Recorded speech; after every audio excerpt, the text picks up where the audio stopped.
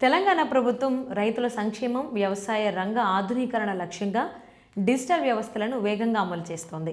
ఇప్పటికే ఎరువుల సరఫరాలో పారదర్శకత తీసుకురావడానికి యూరియా యాప్ను ప్రవేశపెట్టిన ప్రభుత్వం ఇప్పుడు సేంద్రియ వ్యవసాయాన్ని ప్రోత్సహించే మరో కొత్త యాప్ను అందుబాటులోకి తీసుకురావడానికి సిద్ధమవుతోంది.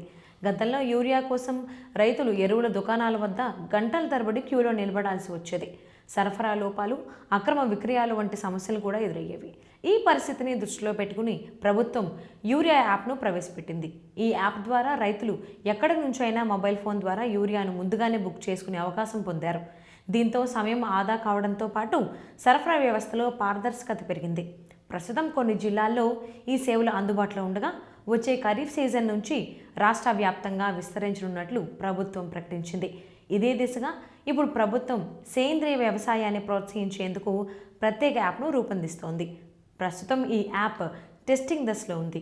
అధికారికంగా ప్రారంభమైన తర్వాత ఆర్గానిక్ రైతుల వివరాలు, వారు సాగు చేస్తున్న పంటలు, ఉత్పత్తుల లభ్యత, మార్కెటింగ్ సమాచారం వంటి అంశాలు ఇందులో అందుబాటులో ఉంటాయి.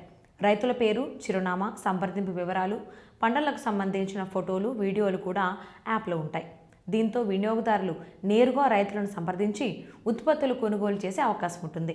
మార్కెట్లో నకిలీ ఆర్గానిక్ ఉత్పత్తులు పెరుగుతున్న నేపథ్యంలో వినియోగదారులు అసలు నకిలీ మధ్య తేడా గుర్తించడంలో ఇబ్బందులు ఎదుర్కొంటున్నారు. దీనికి పరిష్కారంగా ప్రభుత్వం లేబులింగ్ విధానాన్ని ప్రవేశపెట్టనుంది. ధృవీకరించిన రైతులకే అధికారిక లేబుల్ ఇవ్వబడుతుంది. ఇందుకోసం రైతులు తెలంగాణ రాష్ట్ర విత్తన, సేంద్రియ ధృవీకరణ ప్రాధికార సంస్థ వద్ద నమోదు చేసుకోవాలి.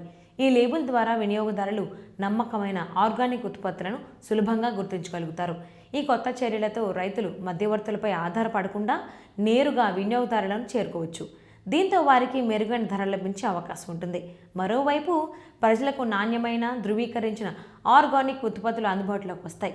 మొత్తానికి వ్యవసాయ రంగంలో పారదర్శకత పెంచుతూ రైతుల ఆదాయం పెంపు దిశగా తెలంగాణ ప్రభుత్వం తీసుకుంటున్న ఈ డిజిటల్ చర్యలు కీలకంగా నిలవనున్నాయి.